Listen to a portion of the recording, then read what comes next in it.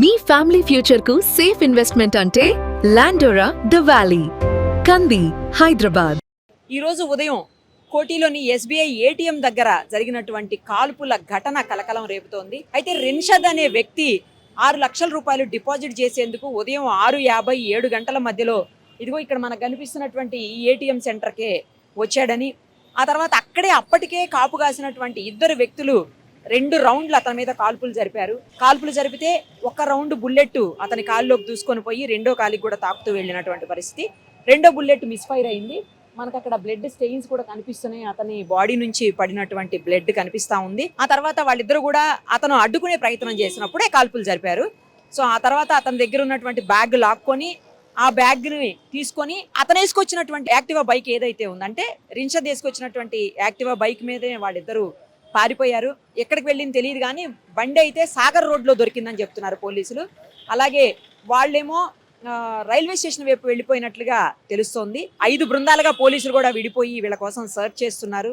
ఖచ్చితంగా పట్టుకుంటారు పోలీసులు అయితే, ఎందుకంటే ఎక్కడికి వెళ్ళినా ఏం జరిగినా వాళ్ళన్నీ కూడా సీసీ కెమెరాలో ఎప్పటికప్పుడు రికార్డ్ అవుతుంటాయి కాబట్టి ప్రాబ్లం లేదు, దొరికిపోతారు. ఒక అతను వైట్ టీ షర్ట్ వేసుకుని ఉన్నాడు, ఫుల్ హ్యాండ్స్ అని చెప్తున్నారు. రెండో అతను చెక్స్ ఉన్నటువంటి షర్టు పైన క్యాప్ తో ఉన్నాడని చెప్తా ఉన్నారు. సో ఈ రిన్షద్ అనే వ్యక్తి బట్టల వ్యాపారి. తన దగ్గర ఉన్నటువంటి క్యాష్ ని మిషన్ ATM ద్వారా డిపాజిట్ చేసేందుకు వచ్చాడు. అదే టైంలో ఈ ఘటన జరిగింది.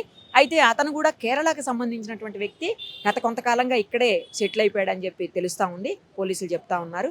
అయితే మార్నింగ్ అంటే 6:57 లోపలే ఇన్సిడెంట్ జరిగింది కాబట్టి అంత పొద్దున్నే అతను ఇక్కడికి డిపాజిట్ చేయడానికి వస్తాడని ఎలా తెలిసింది అనేది కూడా ఇక్కడ పెద్ద క్వశ్చన్ మార్క్. నెక్స్ట్ అప్పటికే రెడీగా ఉన్నారంటే బహుశా రెక్కీ నిర్వహించి ఉండాలి.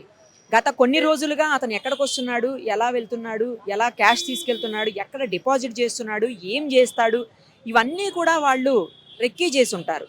లేదు అంటే అంత పర్ఫెక్ట్గా వచ్చి అతనికంటే ముందే రెడీగా ఉండి అతని మీద అటాక్ చేసే పరిస్థితి ఎలా ఉంటుంది. సో పోలీసులు ఈ రకంగా కూడా అంటే ఈ దిశగా కూడా ఎంక్వైరీ చేస్తూ ఉన్నారు.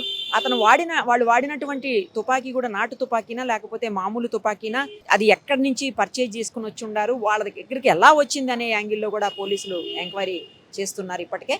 అయితే అంత పొద్దున్నే వచ్చారనేది ఇప్పుడు మెయిన్ పాయింట్. నెక్స్ట్ ఇంకోటి ఏంటంటే అతను రెగ్యులర్గా ఈ ATMలోనే డిపాజిట్ చేస్తాడు క్యాష్ అని చెప్తున్నారు. సో అందుకనే బహుశా ఇంతకు ముందు కూడా అతన్ని ఫాలో చేసి ఉండాలి, లేదా తెలిసిన వాళ్ళు అయ్యి ఉన్నారా అనే యాంగిల్లో కూడా పోలీసులు ఎంక్వైరీ చేస్తున్నారు.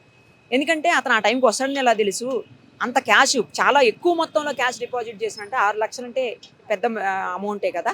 సో అంత మొత్తంలో క్యాష్ డిపాజిట్ చేస్తున్నాడని ఎలా తెలుసు అనే యాంగిల్లో కూడా పోలీసులు ఎంక్వైరీ చేస్తున్నారు. తెలిసిన వాళ్ళ లేకపోతే గత కొన్ని రోజులుగా రిన్షద్నే ఫాలో అవుతూ రెక్కీ ఏమన్నా చేస్తున్నారా, అతని ట్రాన్సాక్షన్స్, అతని కదలికలు అన్నింటిపైన వాళ్ళు ముందు నుంచే రెక్కీ ఏమన్నా చేస్తున్నారనే యాంగిల్లో కూడా పోలీసులు ఎంక్వైరీ చేస్తున్నారు. ఏది ఏమైనా పట్టపగలు చాలా ఉదయాన్నే, అంటే అప్పటికే కోటి అంటే చాలా బిజీ సెంటర్ మనకు తెలిసిందే. ఎక్కువ మంది ఎప్పుడు కూడా తిరుగుతూ ఉంటారు ఇక్కడ. స్కూల్ వాళ్ళు, కాలేజీ పిల్లలు, తర్వాత హాస్పిటల్స్, ENT హాస్పిటల్ ఉంటుంది ఆపోజిట్లోనే.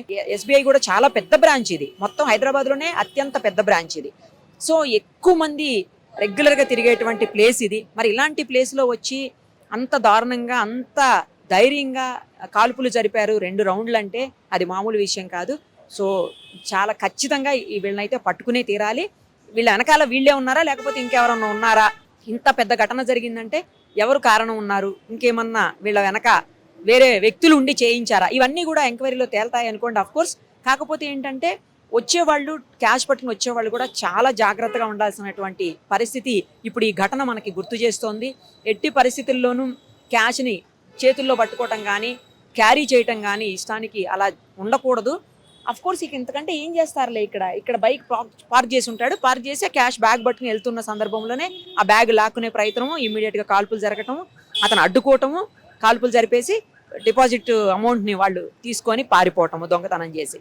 సో ఏదైనా ఒకరిద్దరు రావడము, అట్లా ఏమన్నా ఒకరితో పాటు ఇంకొకరు రావడము, అలా ఏమన్నా వాళ్ళకి హెల్ప్గా వచ్చి డిపాజిట్ చేసేటప్పుడు కొంచెం జాగ్రత్తగా ఉండాల్సినటువంటి అవసరం అయితే ఉంది. లేదంటే డైరెక్ట్గా బ్యాంక్ లోపలికి వెళ్ళి డిపాజిట్ చేసుకోవటమా, ఇట్లా ATM నుంచి క్యాష్ డిపాజిట్ చేయడం కాకుండా డైరెక్ట్ బ్యాంక్కి వెళ్ళి చేసుకోవటం, అలాంటిది ఏమన్నా ప్రయత్నాలు చేయాలి. కానీ ప్రతిసారి అక్కడికి వెళ్తే పెద్ద పెద్ద క్యూలు ఉంటాయి, అదొక గోల. పెద్ద క్యూలు ఉంటాయి, వెంటనే అవ్వదు. అయినా క్యాష్ డిపాజిట్ మెషిన్ ఉంది కదా అక్కడికే బోండి అని కూడా చెప్తా ఉంటారు. సో ఇవన్నీ కూడా మ్యాటరే నిజానికి. సో ఏదైనా కూడా జాగ్రత్తగా ఉండాల్సిన బాధ్యత మనకి ఉంది. సేమ్ టైము అంత పొద్దున్నే వీళ్ళు ఎలా రాగలిగారు అనేది కూడా పోలీసులు గట్టిగా ఎంక్వైరీ చేసి ఇమ్మీడియట్గా ఎవరైతే రాబరీ చేశారో, ఎవరైతే ఈ దొంగతనం చేశారో వాళ్ళని పట్టుకుంటే అప్పుడు ఏం జరిగింది, వీళ్ళ వెనకాల ఎవరున్నారు, ఎప్పటి నుంచి రెక్కీ చేశారు, వీళ్ళకి తెలిసిన వాళ్ళ, రిన్షాద్కి తెలిసిన వాళ్ళేనా లేదా బయట వాళ్ళ, ఇవన్నీ కూడా కంప్లీట్గా ఎంక్వైరీలో ఇన్వెస్టిగేషన్లో బయటకు వచ్చే అవకాశం ఉంటుంది.